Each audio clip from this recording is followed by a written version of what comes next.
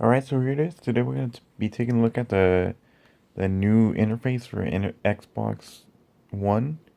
So as you can see here, you know, I was going to do a screen recording, but it wasn't working, and I need to get this video out there as soon as possible. So let's get started to what's new. So pretty much as you can see, this whole layout, it's pretty much completely brand new, so a complete new design. So they kind of still incorporate some tile aspect, similar to similar to what like Windows 8 was like, but this is now a little bit different. As you can see now, you have it split up to home, which is the top one here. So we have like a home section as well as community, and a whole mess of other stuff. So we have community, we have one guide. So that's just gonna give you some, you know, information as far as like what's playing around you, what movies, what shows, stuff like that. So just basic information. So if you're into media, then that's where you would go for one guide. And then of course we scroll one more time and went to the store.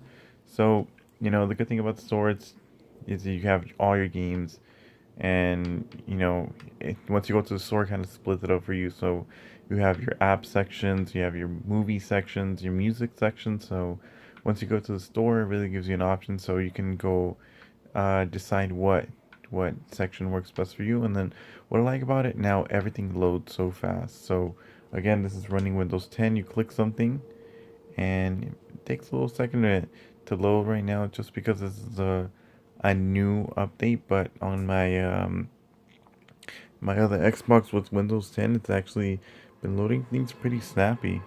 So you can see there,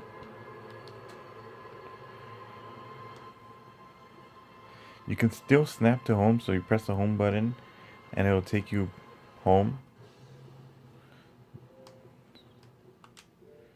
Just got a quick idea right there. Now if you see here to the left, we have this little bar. Now, what the little bar is going to do is actually going to give you quick access to social settings. So, if you want to know what I mean by that, so let's say I'm at the home screen, using the arrow keys, so not even having to press the side bumpers, going through the arrow keys. You're gonna see here now we have a list of friends, a party if I'm in a party, my messages, so I can talk to somebody, notifications, my settings, so I can, tweak a couple things here and there. Or if I want to snap an app, it's all through here through the side. So really quick access anywhere you go, really. So just press the home button to the side, and then it loads so much quicker. So comparing it to I mean to the Windows 8 looking thing, where you would click something, it'll take a couple seconds to load. On this one, I just go to the side and then there it is. So whatever I need, so let's say I'm back here, back to the side, and it's there, and it loads pretty much almost like instantly. Now we're gonna go into, let's say, well, from here at the store, let's say we want to take a look at a couple games or something. You click it, and then the loading time is actually not too bad for what it does. Opening an entire app, and then there it is. So if you're noticing, it loads a lot faster than again the older thing. And then the layout just looks a little bit nicer. So you can see here, it breaks it down into the game itself. Then you have your add-ons and pretty cool stuff like your broadcast, people that are broadcasting game clips, and then bundles, and then just a couple suggestions here at the bottom. So it's a pretty nice layout. Lets you know what games your friends are playing.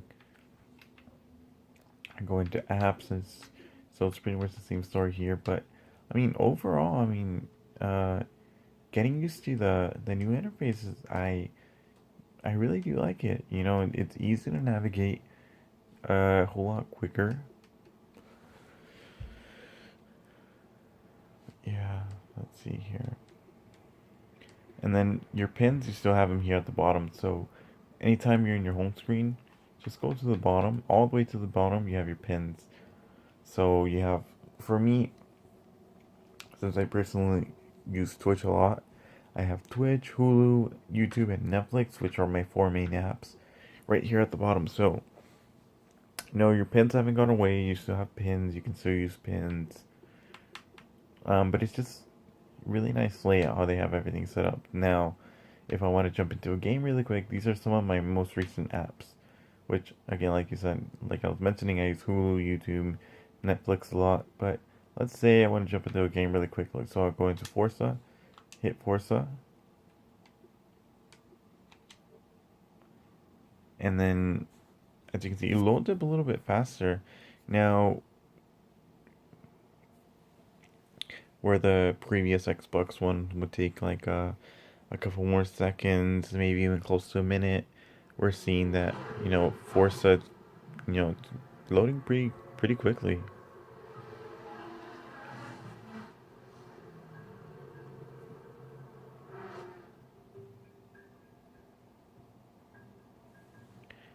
And just like that, and it's a big difference from even as you can see here, the signing in screen is a little bit different. But yeah, if you compare it to anyone else, uh, showing you like the older version of this, you can see there's a big difference simply with Forza 6 alone. On my older Xbox, it would take, pretty much ages to load, and that's, one thing I hated about the whole. I mean, I've always been a big fan of Xbox, but that's one thing that just like, didn't sit well with me. But now, as you can see here, syncing time, it's just over on it. It's a really big improvement. I really can't stress it enough.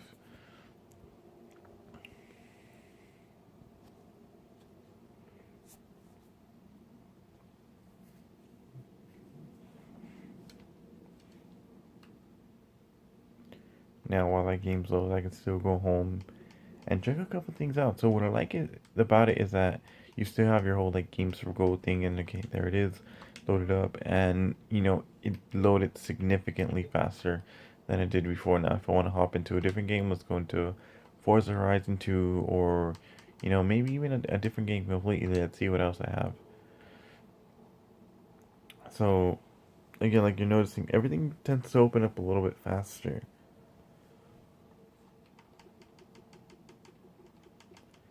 So let's say I wanna open let's say, what should we open up?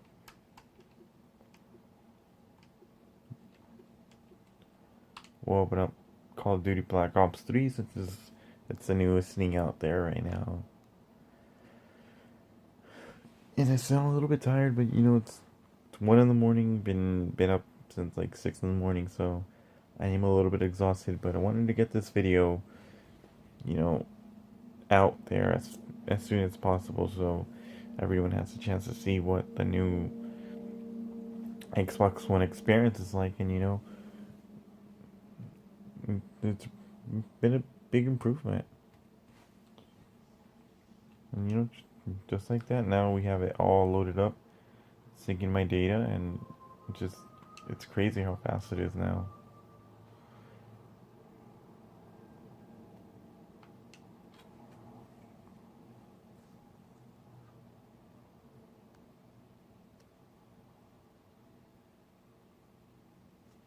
Right. So, pretty much, I mean that's gonna pretty much cover it there. Gave you a kind of a brief run through of everything. Again, you have your you little section here, so you and then whoever else is signed in on the Xbox, it's gonna appear right there. Your friends list, party chat, messages, notifications, settings, and then the pinning app at the bottom. Now, the good thing with this one is that I've noticed that even pinning an app it's a whole lot faster. So let's say if I want to pin an app again, you see how it's crazy how fast that opens up now. One good thing here is Cortana. Now, Now, a big update that doesn't seem to have made it here just yet is, of course, Cortana. I haven't been able to locate how to launch Cortana yet, but if I do, I'll make another video showing how to do that. But what is changed is now the settings. So as you can see here, going into the settings a little bit different.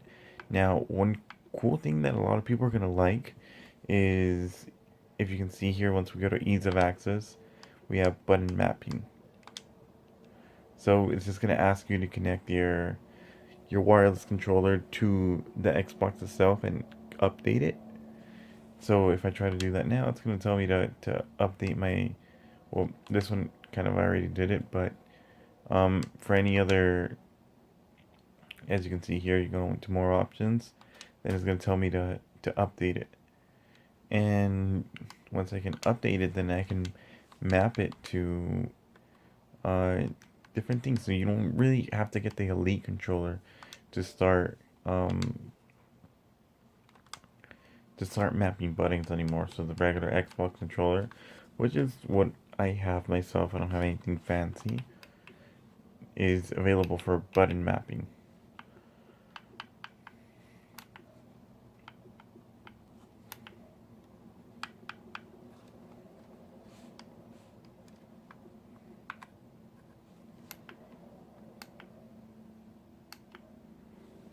But yeah, I mean, overall it's a nice experience. I mean, I haven't had any problems. I really can't complain of anything, you know, going through all the screens, it breaks down everything a little bit easier. It makes it look a whole lot nicer. I mean, that's for sure.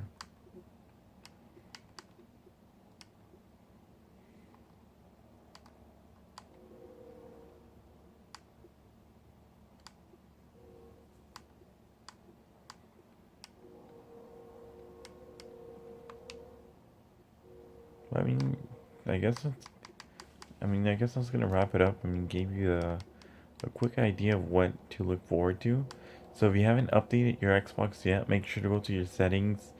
Of course, I can't show you on this one because it's a little bit different, but go to your settings. When you go to your settings on your Xbox, go to device.